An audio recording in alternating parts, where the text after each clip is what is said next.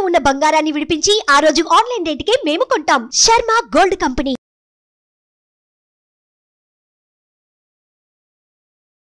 నమస్కారం, నేను మీ జాహ్నవి. మనతో ఉన్నారు ప్రముఖ జ్యోతిష్య వాస్తు పండితులు, జ్యోతిష్య వాస్తు శిక్షణ నిపుణులు, లలిత ఉపాసకులు, బ్రహ్మశ్రీ నానాజీ పట్నాయక్ గురువు గారు సూక్ష్మంలో మోక్షం ఈ ప్రత్యేక కార్యక్రమం ద్వారా మనకున్నటువంటి ప్రతి సమస్యకి చక్కటి సొల్యూషన్స్ గురూజీ అందిస్తూ ఉన్నారు కదా.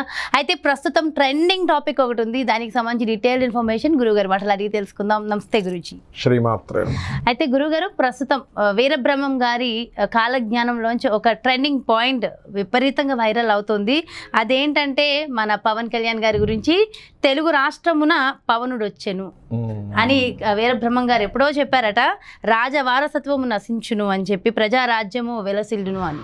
అంటే తెలుగు రాష్ట్రమున పవనుడు వచ్చెను అని వీరబ్రహ్మం గారు కాలజ్ఞానంలో ఎప్పుడో చెప్పిన ఆ పవనుడు మన ఈ పవన్ కళ్యాణ్ గారేనంటారా కదా. అందరూ అంటే అభిమానులు అందరూ ఎంతో ఆత్రంగా ఎదురు చూస్తున్నారు. ఇంకోటి ఏంటంటే అమ్మా, ఇక్కడ ఫస్ట్ ఆఫ్ ఆల్ మనకి అతనికిది వృశ్చిక లగ్నం అవుతుంది కూడా.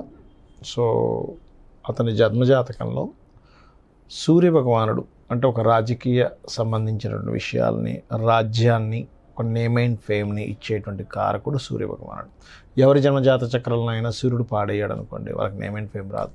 కానీ ఈయనకి సూర్యుడు ఓన్ హౌస్లో ఉన్నాడు, 10th హౌస్లో. అందుకని ఫస్ట్ నుంచి కూడా నేమ్ అండ్ ఫేమ్ అట్లా కంటిన్యూ అవుతూ వస్తుంది. అంటే బ్యాడ్ నేమ్ రాకుండా ఆగుతూ వస్తుంటుంది, గమనించండి. అయితే ఈ సూర్యుడు ఎప్పుడైతే సింహరాశిలో ఉన్నాడో, అది కూడా వృశ్చిక లగ్నానికి, గురువు ఎప్పుడైతే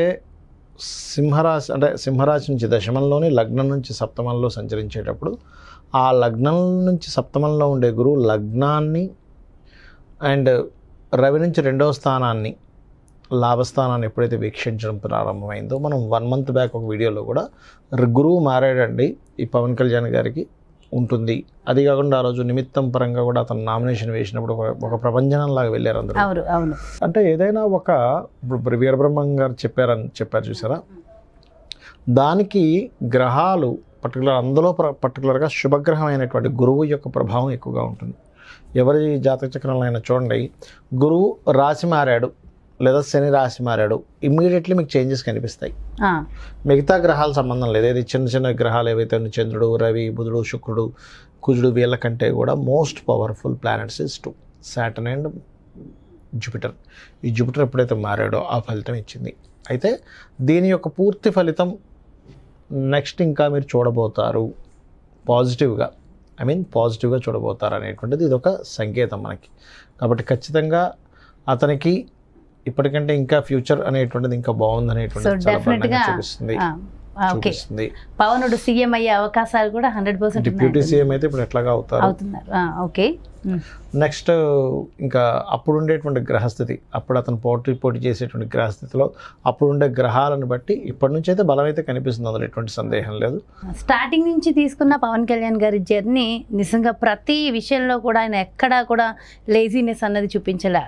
ఆయన నిజంగా కష్టపడుతూ వచ్చారు కదా గురూజీ. అంటే సినిమాలో తమ్ముడు సినిమాలో మామూలుగా సినిమాలు అంటే అంత డూప్స్ ఉంటాయి, కానీ ఆయన అంటే ఒరిజినల్గా సైకిల్, వెహికల్స్, టైర్లు నిజంగానే చేతులను పెట్టి తొక్కించుకున్న సిచ్యువేషన్స్ ముందు నుంచి కూడా ప్రతిదీ.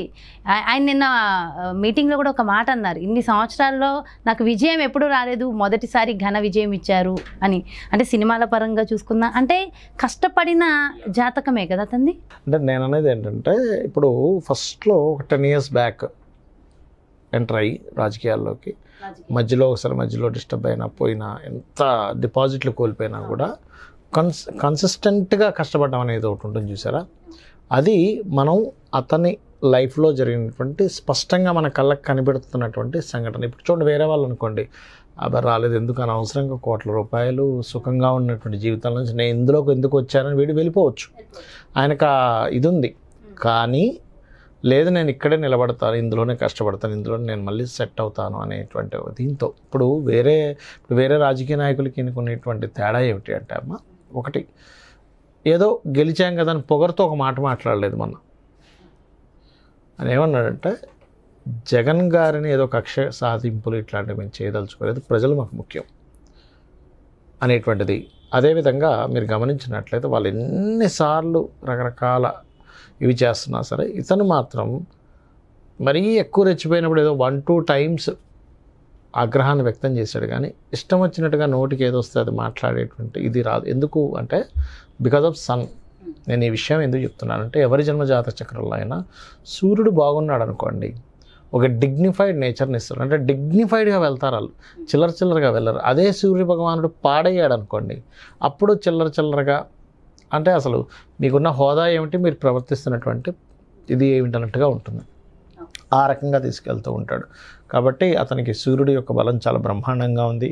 అది కాకుండా ఈ సంవత్సరం మే నుంచి యాక్టివ్ అయింది. అది ఇంకా భవిష్యత్తులో ఇంకా మంచి యోగాన్ని అతను పొందుతారని చెప్పి ఆశిస్తున్నాము. అయితే పవన్ కళ్యాణ్ గారి విషయంలో ఇంతకు ముందు కూడా మనం ఒక వీడియో చేసాం గురువు గారు, ఆయన ఉంగరం పెట్టు అంటే స్పిరిచువల్ గా ఎంత ఉంటారు అనేది అందరికీ అర్థమవుతుంది. దీన్ని బట్టి అంటే వాళ్ళ మదర్ శ్రీరామ అని చక్కగా రామకోటిని రాస్తూనే ఉన్నారు. సో అంటే ఫ్యామిలీ స్పిరిచువల్ గా ఉంటారు.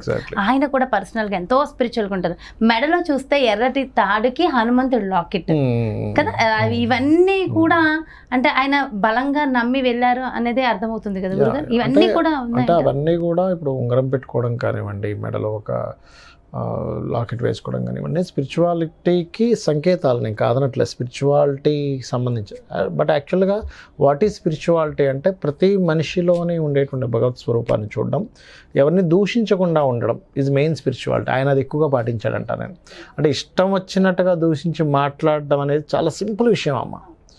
కానీ అవతల వ్యక్తిలో కూడా మనిషిని మనిషిగా చూడడం, ప్రతిపక్షంలో ఉన్న వ్యక్తిని కూడా నువ్వు ఇప్పుడు ఇన్ని రోజులు ఇట్లా చేసావు కదా, ఇప్పుడు నుంచి చూడని చెప్పి అనొచ్చు. వేరే రాజకీయ నాయకులు అనుకోండి అంత ఇప్పుడు చూడండి, ఇప్పుడు ఇండియా మొత్తంలోని ఫస్ట్ టైం అది రికార్డు, అన్ని స్థానాలు గెలవడం అనేటువంటిది రికార్డ్. అది ఫస్ట్ టైం రికార్డ్. 21 ఎంపీ స్థానాలు 2 రావడం అనేది రికార్డ్. అంత రికార్డ్ ఇంకోళ్ళకి గనక వచ్చుంటే ఎట్లా మాట్లాడేవారు, అసలు రెచ్చిపోయేవారు. ఎక్కడ తగ్గాలో ఎక్కడ నెగ్గాలో తెలుసు అనేటువంటి ఆ సినిమాలో సామెతలాగా అది మనం నేర్చుకోవాలంటారు. అవునవును, ఎక్కడ నెగ్గాలో కాదు ఎక్కడ తగ్గాలో తెలియాలి. అయితే ఆయన అంటే గెలిచాము అన్న తెలిసిన తర్వాత సక్సెస్ మీట్ పెట్టిన వెంటనే కూడా ఒక మాట అన్నారు, ఏదో అంటాము శత్రువుల్ని ఆ నిమిషం, అవి మైండ్లో పెట్టుకుంటామని కాదు, దయచేసి ఎవరు కూడా వెళ్ళి ఎవరికి హాని చేయొద్దు అనేది ఒక మాట చెప్పారు. అక్కడ ఆయన నిబద్ధత బాగా అర్థమవుతుంది. ఇప్పుడు అదేంటంటే అది తీసుకున్నది ఎట్లా అంటే, ఇప్పుడు ఇంట్లో 4 మనుషులు ఉంటారు, పిల్లలు, తల్లిదండ్రులు, అన్నయ్య, మామయ్య, మాట అనుకుంటారు కానీ కక్షలు పెంచుకోరు కదా. నేను అదే పాయింట్లో తీసుకుంటున్నాను ఈ రాజకీయాలని. వాళ్ళు ఒక మాట ఉండొచ్చు, నేను ఒక మాట ఉండొచ్చు, కానీ అది ఎక్కడ కూడా కక్ష కాదు. ఎందుకంటే రాజకీయాల్లోకి రావడం కక్షలు కార్పణ్యాలు తీర్చుకోవడానికి కాదు. ప్రజల కోసం వచ్చాం, ప్రజల కోసం పనిచేయాలి, ప్రజలకు ఏం కావాలో తెలుసుకోవాలి, దేశాన్ని బాగుపరచాలి, రాష్ట్రాన్ని బాగుపరచాలి అనేటువంటి కాన్సెప్టే కానీ ఇది నా మైండ్ సెట్ కాదు అనేటువంటి స్పష్టతను ఆయన ఇచ్చాడని చెప్పుకోవాలి.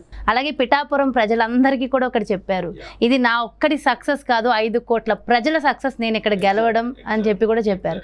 అంటే ఆయన అంటే ముందే ఏమైతే చెప్పారో ఆ తర్వాత ప్రతి ఒక్క మాటల్లో ఆయన నిబద్ధత కూడా చాలా బాగా కనబడుతుంది. సో ఇదంతా కూడా ఓవరాల్గా కలగలిపి దట్ ఈజ్ పవన్ కళ్యాణ్. ఎందుకంటే నిజాయితీ పరుడు ఒక రకంగా చెప్పాలంటే, అంటే అన్యాయంగా ఏదో చేసేయాలనేటువంటి మైండ్ సెట్ ఉన్న వ్యక్తి అయితే కాదు అసలు ఎటువంటి డౌట్ లేదు. బికాజ్ ఆఫ్ చార్ట్ చూపిస్తుంది, చార్ట్ లో కూడా అదే జాతచక్రంలో ఈ వ్యక్తి ఏంటనేది తెలుస్తుందమ్మా. అవును, సో వెరీ క్లియర్, అది స్ట్రైట్ ఫార్వర్డ్ ఉంటుంది, మైండ్ లో ఏం పెట్టుకోరు. చాలా డీటెయిల్గా ఎక్స్ప్లెయిన్ చేశారు Guruji, thank you so much. నమస్తే. శ్రీమాత్రే నమః.